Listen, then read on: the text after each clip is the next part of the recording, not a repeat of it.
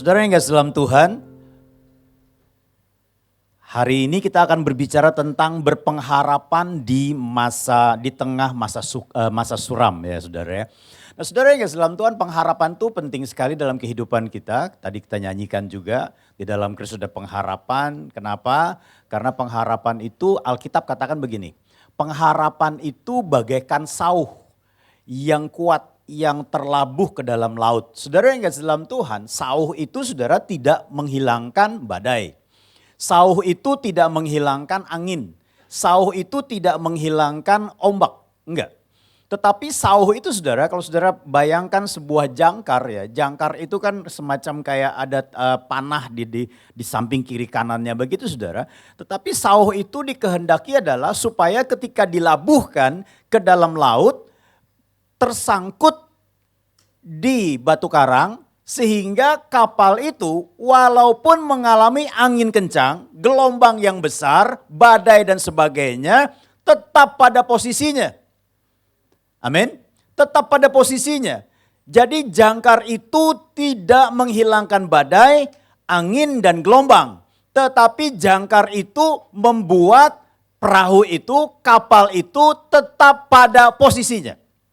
Nah saudara yang kasih dalam Tuhan, itulah pengharapan di dalam kehidupan ini. Jadi ketika engkau memiliki pengharapan di dalam Kristus, jangan pernah berpikir tidak ada badai, tidak ada gelombang, tidak ada angin kencang.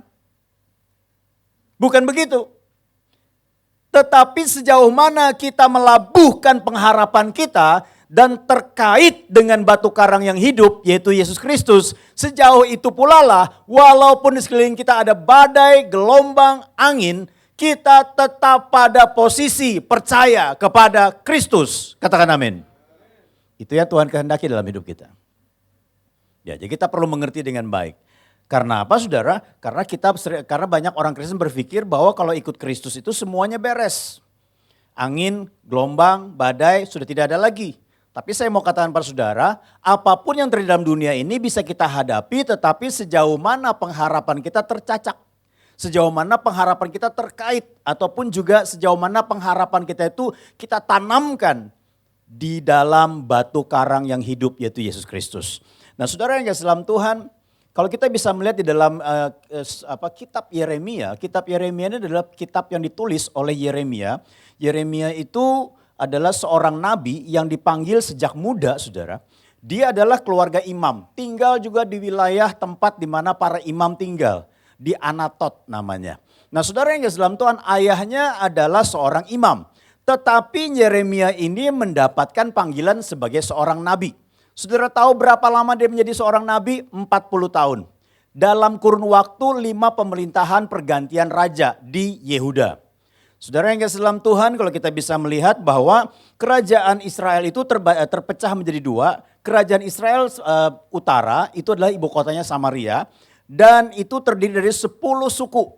Kerajaan Israel Selatan itu ibu kotanya Yerusalem terdiri dari 2 suku saudara. Nah saudara yang kasih dalam Tuhan, masing-masing kota ini mengalami pembuangan 2 kali. Yang pertama adalah ketika Israel Utara ibu kotanya Samaria jatuh ke tangan Asyur tahun 721 sebelum Masehi. Mereka mengalami pembuangan yang pertama. Sebenarnya Tuhan berharap pelajaran ini diambil dari Yehuda, kerajaan Israel Selatan itu yang ibu kotanya Yerusalem, supaya tidak melakukan hal yang sama yang menyeret Samaria, yang menyeret bangsa Israel Utara itu saudara masuk dalam pembuangan. Tetapi ternyata tidak. Kurang lebih sekitar 135 sampai 150 tahun kemudian, bangsa Israel yang ada di sebelah selatan, yaitu kerajaan Yehuda, saudara, ibu kotanya Yerusalem, jatuh ke tangan Babel. Mereka mengalami dan memasuki pembuangan. Dan 1 kali pembuangan itu biasanya 70 tahun. Nah saudara yang kasih dalam Tuhan, apa yang terjadi? Saudara, kalau yang namanya penjajah biasanya dia akan hancurkan 3 hal. di dalam negara jajahannya. Yang pertama adalah dia menaklukkan pemerintahan. Dia akan kuasai pemerintahan. Dia akan taklukkan rajanya. Walaupun rajanya masih memerintah, tetapi rajanya tidak punya otoritas penuh untuk menentukan kesejahteraan bangsanya. Itu yang pertama. Yang kedua adalah dia menghancurkan tembok supaya apa saudara? Tidak ada pertahanan bagi bangsa yang terjajah. Kemudian yang ketiga, dia meruntuhkan bait Allah. Nah ini yang sangat penting. Karena apa? Saudara perhatikan baik-baik. Siklus kehidupan bangsa Israel dari zaman ke zaman tidak akan pernah terlepas dari yang namanya bait Allah. Bukan hanya karena mereka bangsa religius, tetapi Tuhan sudah menetapkan dan memilih mereka bukan karena mereka banyak, tidak. Tetapi karena kasih karunia Tuhan ada dalam hidup mereka. Nah, mari kita akan lihat lagi saudara yang kasih dalam Tuhan ketika bangsa Israel masuk ke dalam pembuangan apa yang terjadi.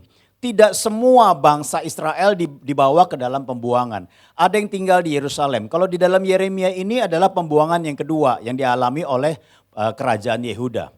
Yeremia hidup pada masa itu saudara. Nah saudara yang kasih dalam Tuhan, situasinya bagaimana? Sebagian penduduk yang memberontak itu dibunuh. Hartanya diambil. Kemudian para pembesar ke negeri penjajah dibawa ke negeri penjajah. Ya, para pembesarnya, orang-orang pintarnya saudara dibawa ke negeri penjajah sebagai tawanan dan juga mereka bekerja untuk mengabdikan diri untuk raja penjajah. Nah saudara, harta ladang milik warisan segala macam dirampas oleh penjajah. Nah saudara, yang sempat melarikan diri mereka pergi ke Mesir. Kalau saudara perhatikan ini merupakan sebuah perjalanan hidup dari bangsa Israel saudara. Ketika mereka pergi ke Mesir, mereka mulai bekerja di sana, mereka bercampur dengan bangsa Mesir, mereka menjadi makmur. Akibatnya apa saudara? Akibatnya ini menjadi salah satu patokan kesejahteraan mereka. Padahal Tuhan katakan jangan andalkan Mesir. Mesir bicara tentang hal-hal yang duniawi ya. Nah kemudian memang ada sebagian dari orang-orang pintar yang dibawa ke Babel, saudara, dari Yerusalem itu yang punya nasib lebih baik daripada bangsa yang tertawan ini. Siapa kira-kira orang itu? Contoh Esther. Waktu zaman raja apa saudara? Ahasuerus ya, Persia. Kemudian juga Nehemia. Ya, bahkan diberikan surat jalan untuk apa saudara? Membangun tembok Yerusalem. Dan terjadilah 52 hari membangun tembok Yerusalem dengan berbagai macam tantangan.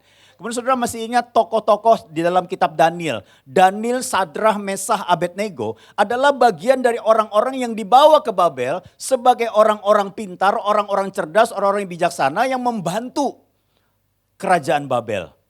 Nah saudara yang kasih dalam Tuhan, kalau kita bisa melihat tulisan Nabi Yeremia ini menunjukkan betapa kerasnya pertentangan yang dilakukan oleh Raja Israel atau Raja Yehuda, kemudian juga oleh nabi-nabi palsu, kemudian juga oleh para imam, kemudian juga oleh penduduk Yerusalem. Mereka nggak mau dengar perkataan Yeremia.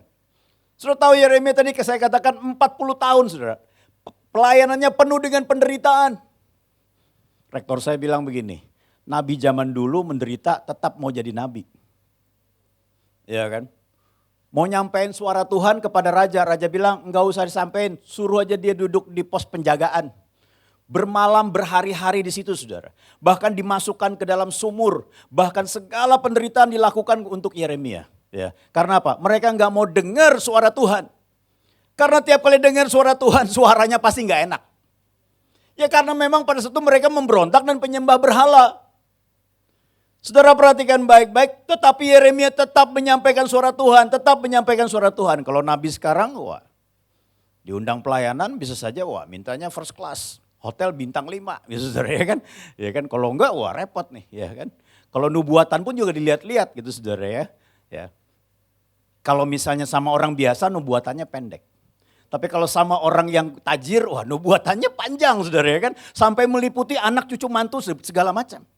Ya, bisa saja seperti itu terjadi. Tapi dulu saudara, enggak. Yeremia konsisten menyampaikan suara Tuhan kepada bangsa Israel, terutama di dalam kerajaan Yehuda. Walaupun ada aniaya, penderitaan, dicemooh, disiksa, bahkan juga hak-haknya diambil. Bahkan Tuhan katakan begini, ya, Tuhan sendiri ngomong begini, Yeremia, dalam menjalankan tugas kamu nggak boleh kawin, jangan kawin. Tujuannya untuk apa? Keberadaan kamu menjadi sebuah nubuatan, apa yang akan terjadi di masa depan kepada orang-orang Yehuda. Artinya apa saudara? Artinya adalah betapa beratnya penderitaan yang mereka nanti akan alami ketika mereka tidak bertobat. Maka saking beratnya lebih baik jangan menikah. Seperti itu, maksudnya pesan Tuhan seperti itu. Dan mereka tetap mengeraskan hati, mereka tetap menyembah berhala, mereka tetap memberontak kepada Tuhan. Lalu pada tahun 586 sebelum Masehi, Tuhan biarkan Babel masuk ke dalam kerajaan Yehuda dan menaklukkan kerajaan Yehuda. Terakhir pada saat itu sebelum masuk dalam pembuangan itu dipimpin oleh Raja Zedekia. Saudara yang kasih dalam Tuhan, apa yang terjadi? Sebagian dibawa ke Babel untuk bekerja di sana, berladang di sana untuk kepentingan kerajaan Babel. Situasinya sangat berat, baik yang masih tinggal di Yerusalem maupun yang dibawa ke Babel. Saudara. Mereka mengalami penderitaan yang begitu luar biasa. Nah saudara yang kasih dalam Tuhan, ya, boro-boro menyadari kesalahannya, malah mereka menjadi frustrasi. Ketika mereka frustrasi, ketika mereka menghadapi situasi yang demikian, mereka frustrasi di hadapan Tuhan. Mana ada pembelaan Tuhan, mana ada kasih karunia Tuhan. Tadi ditegur oleh Yeremia berkali-kali, enggak mau bertobat. Tapi ketika terjepit, frustrasi. Nah saudara yang kasih dalam Tuhan, lalu mereka menjauh dari Tuhan, mereka enggak mau dekat dengan Tuhan. Dan mereka lebih menantikan perbuatan Tuhan daripada pribadinya. Bagi mereka kesembuhan lebih penting, bagi mereka kemakmuran lebih penting, bagi mereka kelepasan lebih penting daripada penjajah ini, dari hanya sekedar bertemu secara pribadi dengan Tuhan. Bukankah seringkali juga banyak orang Kristen lebih penting perbuatan Tuhan yang nyata daripada punya hubungan pribadi dengan Dia. Sehingga apa saudara? Sehingga kita bertolak belakang dengan keinginan Musa. Musa katakan, Tuhan sudah berkata kepada Musa pada saat itu di dalam Keluaran 33. Aku akan kirim malaikat, aku akan kirim tiang awan, aku akan kirim tiang api. Dan aku akan kirim juga apa saudara? Mana surgawi, mana atau roti yang turun dari surga. Menyertai, tapi aku tidak menyertai engkau. Musa katakan begini, kalau engkau tidak beserta dengan kami, jangan suruh kami pergi.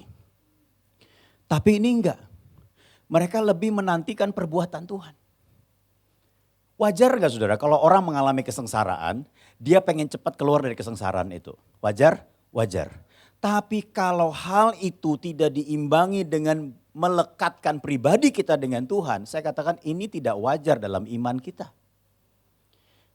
Kita hanya sekedar menantikan apa yang dapat Tuhan perbuat dalam kehidupan kita. Akibatnya apa saudara? Akibatnya tumbuh subur di dalam pembuangan nabi-nabi palsu. Ternyata nabi-nabi palsu sudah ada di Yerusalem. Lalu ketika pembuangan terjadi mereka juga diangkut dan terbawa saudara ke Babel. Dan di Babel mereka ngoceh terus. Jangan tunduk sama Nebukadnezar.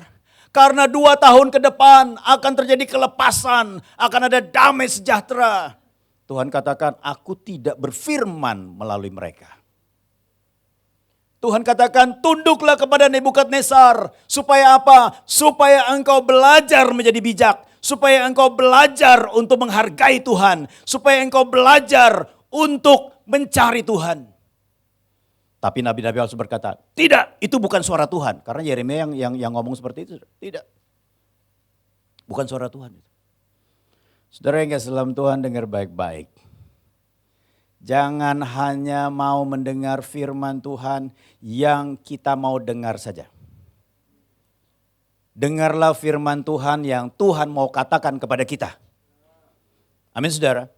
Kita kan pengennya sudah krisis Pak, sudah sulit hidup ini Pak. Kita perlu firman yang enak-enak Pak, yang menyenangkan telinga Pak, yang membuat hati terhibur Pak. Saya mau katakan kepada saudara, kalau saudara hanya ingin hal seperti itu, saya katakan berbahaya sekali. Kalau itu bukan datang dari Tuhan, ini sangat berbahaya.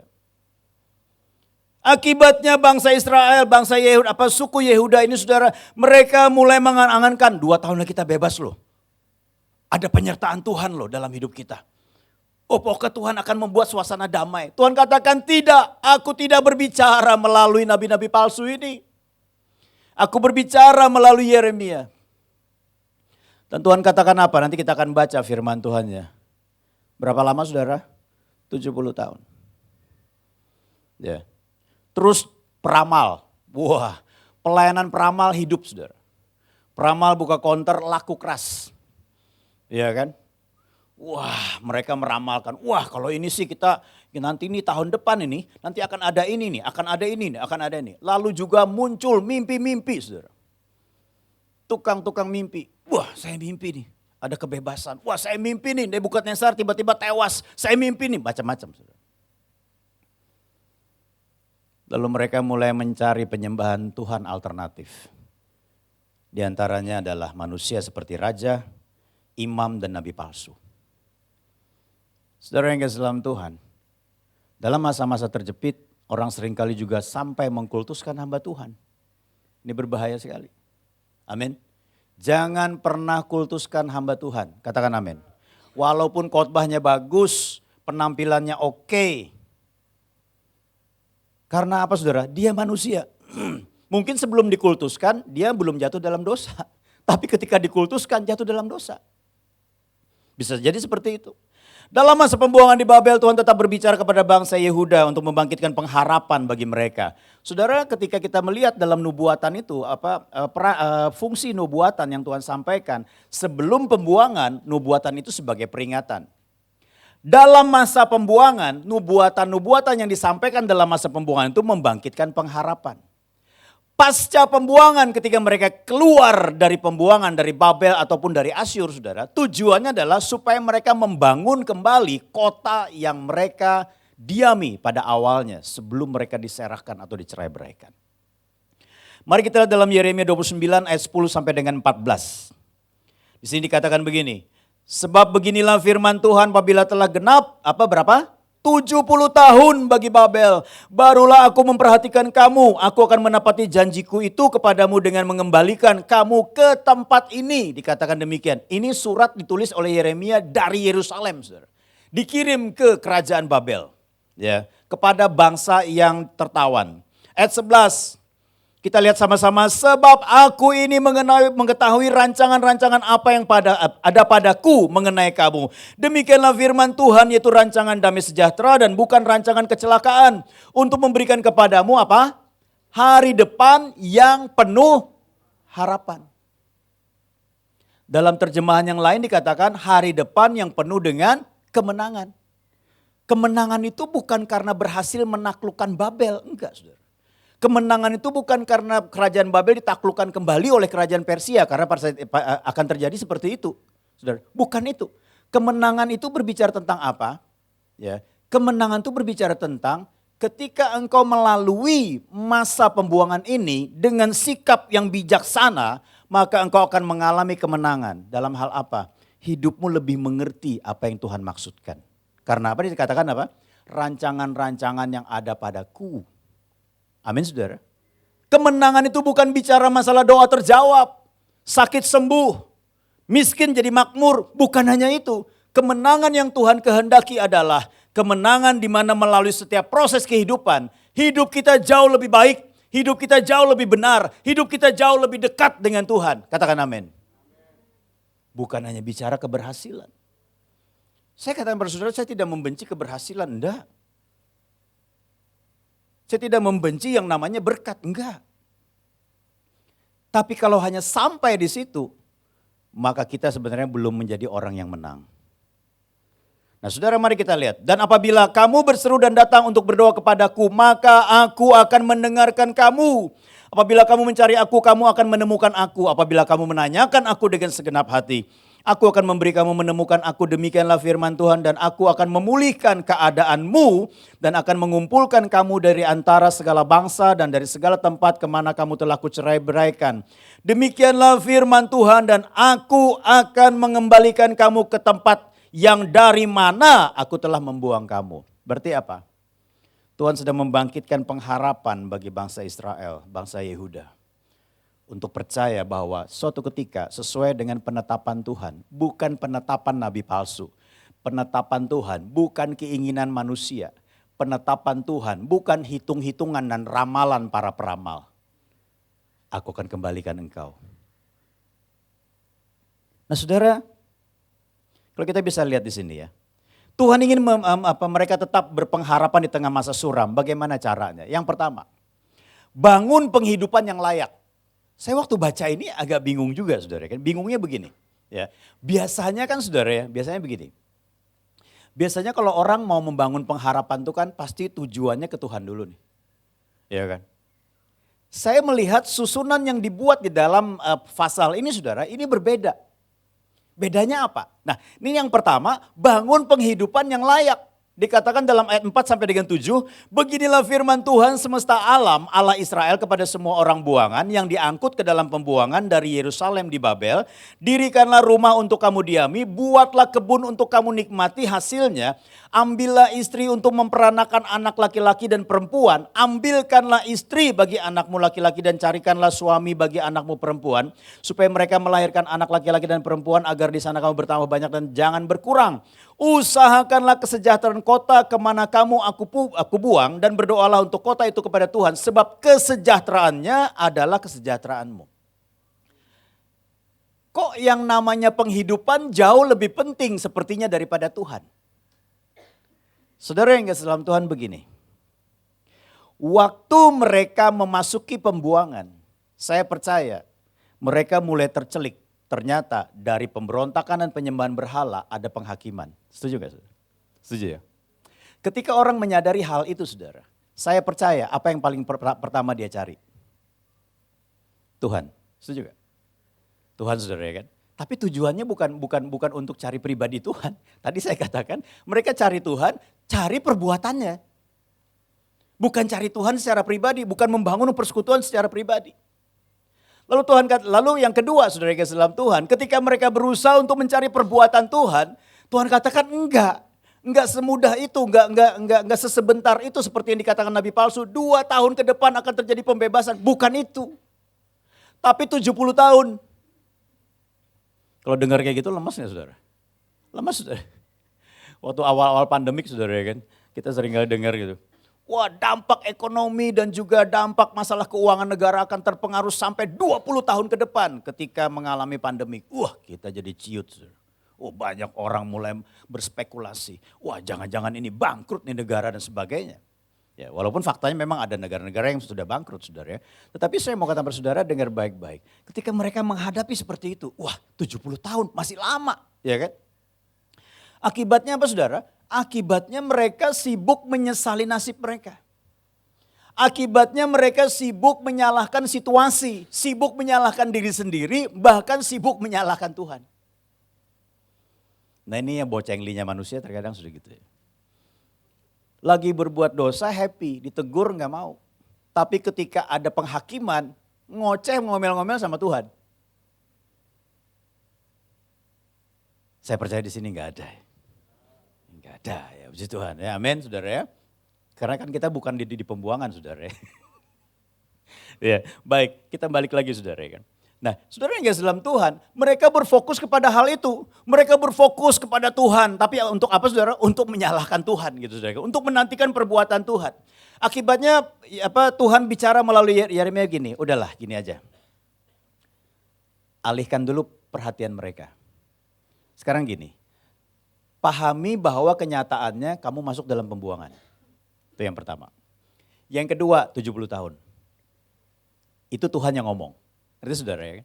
Seringkali gini saudara. Dalam menghadapi situasi ataupun permasalahan. Kita seringkali kenapa kita jadi panik. Karena kita nggak sadar kita sedang menghadapi masalah itu secara nyata. Gitu. Nah saudara yang dalam Tuhan ketika Tuhan mulai melihat reaksi mereka. Udah gini aja deh. Lebih baik fokus dirikan rumah. Ini bagaimana Tuhan membangun pengharapan dalam hidup mereka. Ya, jangan fokus berapa lamanya. Amin saudara. 70 tahun loh, masih lama loh. Ya, kalau kamu fokus ke berapa lamanya, maka kamu ketika mendengar perkataan nabi palsu, kamu akan termakan. Ya kan? Oh enggak 70 tahun kok, 2 tahun aja. Enggak, bukan begitu. Lebih baik fokusnya apa? Bangun rumah. Kalau saudara membangun rumah, saudara berharap apa? Supaya saudara dapat tinggal dengan layak. Setuju saudara kan?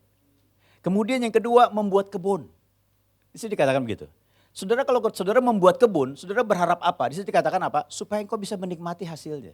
Setuju saudara kan? Kemudian yang berikutnya, menikahkan anak. Saudara berharap apa saudara?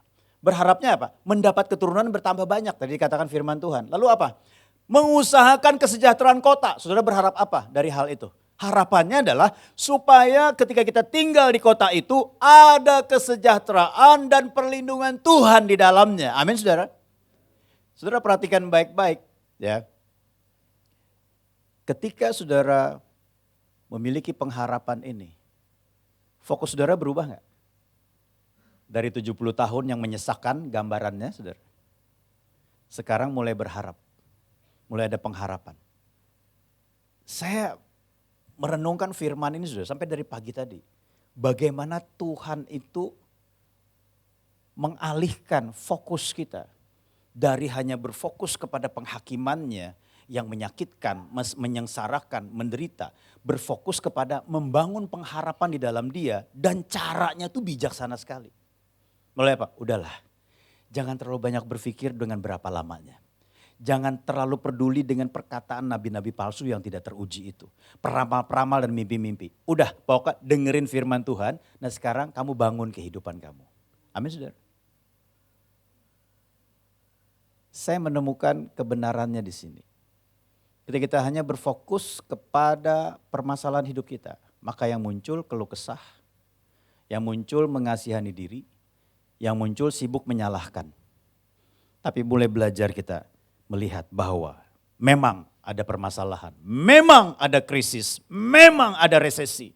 Tetapi apa yang Tuhan perintahkan jauh lebih penting untuk kita lakukan daripada apa yang kita pikirkan. Katakan amin. Nah saudara, kalau kita bisa melihat di sini saudara ya, di mana Tuhan itu bukan berarti mau menaruh mereka selamanya di situ, enggak. Tetapi Tuhan juga mau di dalam masa sukar sekalipun kamu mendatangkan kesejahteraan di tempat di mana kamu aku buang. Amin. Jadi di sini bicara tentang apa? Kalau ada penyertaan Tuhan, maka saya percaya krisis sedalam apapun, sepekat apapun, segelap apapun, kita tetap bisa membawa sejahtera bagi lingkungan kita, sejahtera bagi keluarga kita, sejahtera bagi kota kita. Katakan amin. Karena apa? Ada penyertaan Tuhan. Bisa mengerti sampai di sini saudara? Itu yang Tuhan inginkan dalam hidup kita. Ya, bukan hanya fokus. Memang hari-hari ini kita banyak mendengar tentang resesi, tentang krisis, resesi, kemudian inflasi, ada istilah baru stagflasi. Kita enggak ngerti. Tapi yang kita tahu, Tuhan kita ada bersama dengan kita. Sepekat apapun krisis, resesi, inflasi, stagflasi. Kalau kita tetap mau mendengar tuntunannya, di situ kita bisa sejahtera dan tetap dapat membuat orang sejahtera di sekeliling kita. Amin. Nah saudara yang kasih dalam Tuhan, mari kita lihat bagian yang kedua. Bagian yang kedua adalah dalam Yeremia 29 ayat 8 sampai dengan 11 dikatakan begini. Sungguh beginilah firman Tuhan semesta alam, Allah Israel, janganlah kamu diperdayakan oleh nabi-nabimu yang ada di tengah-tengahmu dan oleh juru-juru tenungmu. Dan janganlah kamu mendengarkan mimpi-mimpi yang mereka mimpikan. Sebab apa saudara? Sebab mereka bernubuat palsu kepadamu demi namaku, aku tidak mengutus mereka. Demikianlah firman Tuhan. Sebab beginilah firman Tuhan, apabila telah genap 70 tahun bagi Babel, barulah aku memperhatikan kamu, aku akan menepati janjiku itu kepadamu dengan mengembalikan kamu ke tempat ini, dikatakan.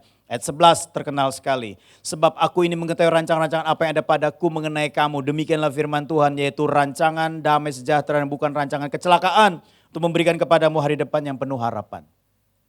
Bicara tentang apa saudara?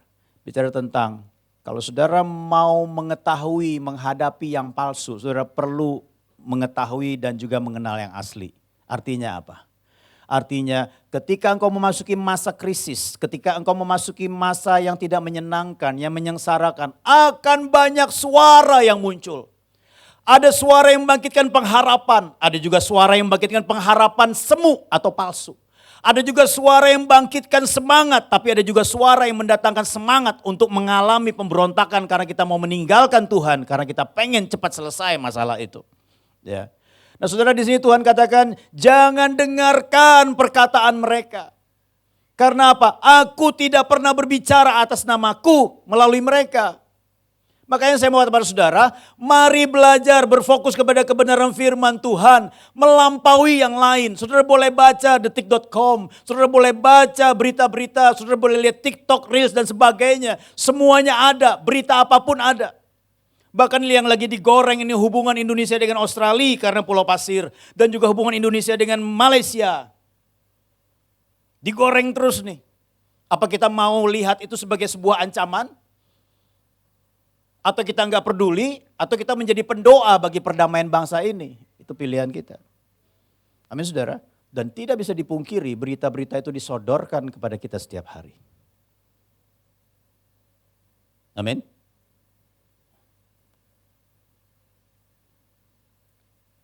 Kalau firman Tuhan tidak menguasai hidup kita, maka suara dari TikTok akan lebih keras. Kecuali TikToknya Daily Devotion. Pastor Herbert lagi bicara, itu bagus. Amin saudara. Kalau firman Tuhan tidak menguasai kehidupan kita, maka suara-suara di luar akan lebih keras berbicara dan itu bisa mengendalikan suasana hati kita. Itu juga. Suasana hati kita.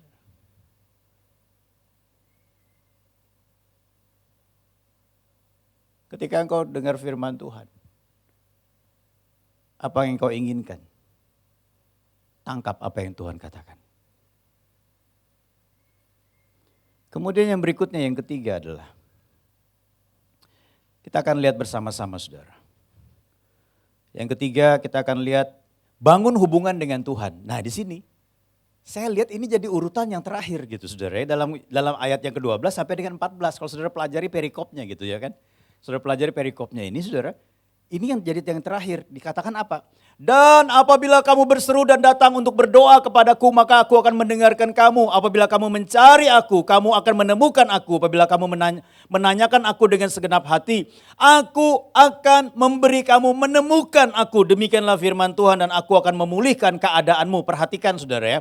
Dan akan mengumpulkan kamu dari antara segala bangsa dan segala tempat kemana kamu telah kucerai-beraikan. Demikianlah firman Tuhan dan aku akan mengembalikan kamu ke tempat yang dari mana aku telah membuang kamu. Perhatikan dalam ayat 12.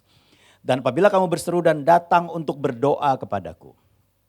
Terus, maka aku akan mendengarkannya. Yang ke-13, apabila kamu mencari apa saudara? Aku. Aku bicara tentang pribadi atau perbuatan? Pribadi. Kamu akan menemukan aku apabila kamu menanyakan aku. Pribadi atau perbuatan? Pribadi. Aku akan memberi kamu menemukan aku, demikianlah firman Tuhan, dan aku akan memulihkan keadaanmu. Berarti di sini bicara tentang apa saudara? Bicara tentang bangun hubungan dengan Tuhan. Jangan hanya terhubung karena berkat. Jangan hanya terhubung karena mujizat. Jangan hanya terhubung karena berbagai macam perbuatan ajaib yang Tuhan perbuat. Bangun hubungan secara pribadi dengan Tuhan. Mengalami atau belum mengalami atau tidak mengalami mujizat, pertolongan Tuhan, berkat Tuhan, doa belum dijawab, tetap bangun hubungan dengan Tuhan. Katakan amin. Karena dia tahu persis apa yang terbaik buat kita.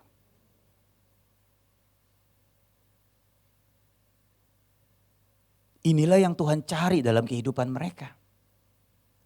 Kalau saudara perhatikan dalam kehidupan bangsa Israel saudara. Maju atau mundurnya moral, naik atau turunnya pengharapan mereka, kacau atau tertibnya bangsa Israel seringkali ditentukan oleh ibadah mereka di hadapan Tuhan. Saudara yang kasih dalam Tuhan, kalau orang beribadah secara konsisten, ibadah itu bukan hanya bicara masalah datang ke gereja dengan pakaian yang rapi, bukan hanya itu saja. Saya tidak berkata lalu pakai semaunya, enggak. Pakaian rapi itu menghargai Tuhan, katakan amin. Iya kan? Berpakaian pantaslah itu menghargai Tuhan, saya katakan. Tetapi kalau kita datang kepada Tuhan, datanglah dengan hati yang terbuka untuk menerima pribadinya. Amin. Karena ketika dia berbicara kepada dia berbicara dari hatinya untuk kita. Katakan amin. Jangan sampai kita datang ibadah hanya sibuk mengkritik perkataan dan khotbah pendeta. Karena kita merasa lebih pandai. lebih bagus, lebih tinggi sekolahnya, titel kita lebih banyak. Sampai kapanpun kau tidak akan pernah bertemu dengan apa yang Tuhan katakan. Karena apa? Hidupmu penuh dengan perbandingan dan penolakan terhadap firman Tuhan. Amin saudara. Karena saya percaya setiap orang berbicara atas nama Tuhan, di depanmu dia pasti menyampaikan apa yang Tuhan mau. Walaupun mungkin caranya bisa saja mungkin tidak sesuai dengan apa yang kau harapkan. Tapi ada pesan Tuhan yang dia sampaikan. Katakan amin. Nah saudara, dikatakan firman Tuhan dalam Mazmur 119 ayat 67 ayat terakhir. Sebelum aku tertindas, aku menyimpang. Tetapi sekarang aku berpegang pada janjimu. Ingat, jangan tunggu tertindas dulu baru pegang janji Tuhan. Jangan tunggu tertindas dulu baru pegang firman Tuhan. Sebelum tertindas, peganglah firman Tuhan. Cari dia secara pribadi dalam hidupmu. Nah, saya percaya Tuhan tetap menyertai kita. Di lembah kelam sekalipun tetap ada sejahtera Tuhan bagi kita. Tepuk tangan bagi Tuhan. Mari kita arahkan hati kita kepada Tuhan. Kita bangkit berdiri bersama-sama. Kita bawa hidup kita di hadapan Tuhan.